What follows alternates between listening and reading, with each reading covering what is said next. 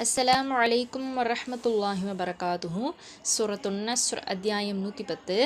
பிஸ்மில்லாஹிர் ரஹ்மானிர் ரஹீம். ஃபஸப்பிஹ் பிஹம்தி ரப்பிக வஸ்தக்ஃபிர்ஹ் இன்னஹு கான தவ்வாபா.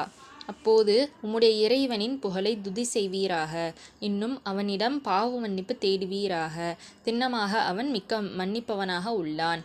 அதாவது மனிதர்கள் கூட்டம் கூட்டமாக அல்லாஹுடைய மார்க்கத்தில் நுழைபவர்களாக நீங்கள் பார்த்தீங்க அப்படின்னு சொன்னால் உங்களுடைய இறைவனை அதிகமாக புகழ்ந்து துதி செய்யுங்க அப்படின்னு சொல்லி அல்லாஹு தஆலா சொல்கிறான்.